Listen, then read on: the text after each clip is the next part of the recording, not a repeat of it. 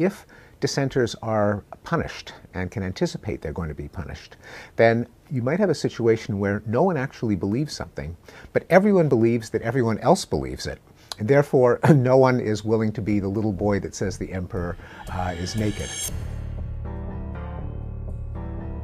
Free speech is important everywhere, but particularly on college campuses. That's because they're an institution in which ideas are developed, presented, debated, evaluated. Outside the walls of the university, there are constitutional protections for saying things that might be wrong or that might be offensive. It's the university that imposes more stringent restraints on speech than society at large. We're in a really sad state of affairs if it's the lawyers that have to tell the professors and university administrators what they can and can't say.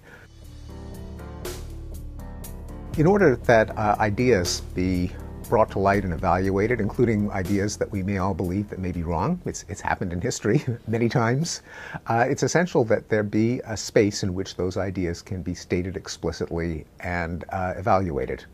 In fact, one answer to the mystery of why societies often fall under the spell of a collective delusion, such as the European witch hunts, which tortured to death 150,000 women who are suspected of causing ships to sink and crops to fail by casting spells, or pogroms against Jews who were accused of killing Christian boys to use their blood to make matzah, not to mention the horrors of Stalinist Soviet Union or Hitler's Germany.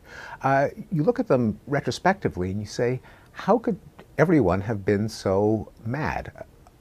On top of being evil, these ideas seem patently ludicrous. How can you have a collective delusion overtaking an entire society?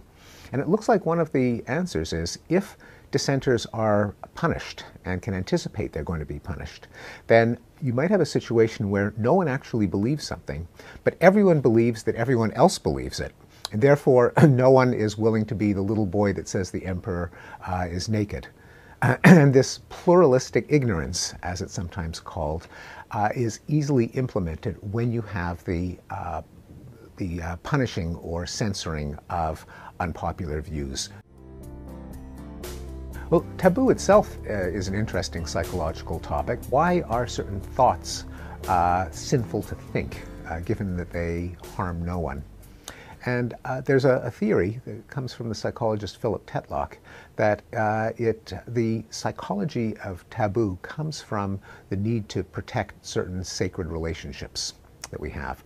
If I were to ask you how much money would you accept to sell your child, or as in indecent proposal for your wife or fiance to have sex with another man, what's it worth to you?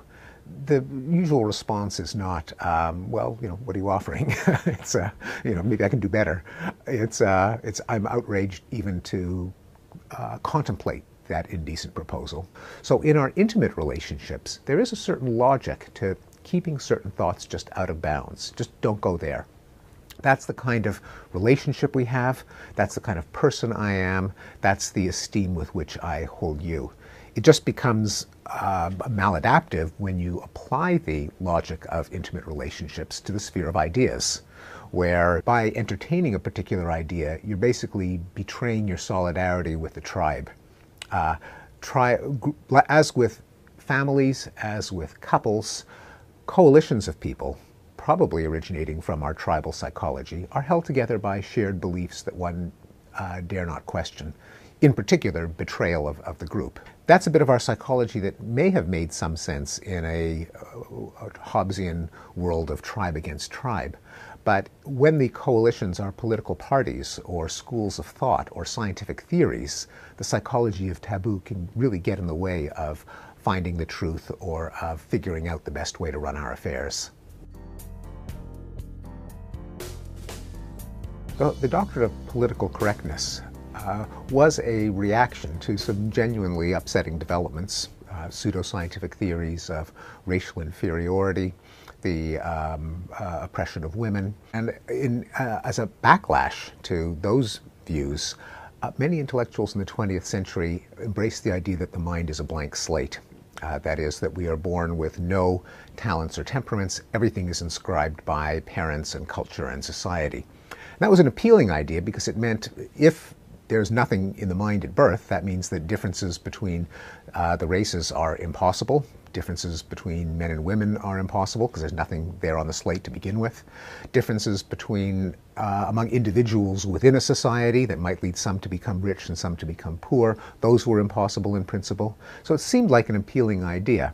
Now, it's an idea that is certainly false in its extreme case. Blank slates don't do anything. You could not possibly have an intelligent species like a human being that was just born as a lump of putty, to change the metaphor. And since we differ genetically, that's just the stuff of life is genetic variation, it's almost certain that we are not all biologically indistinguishable.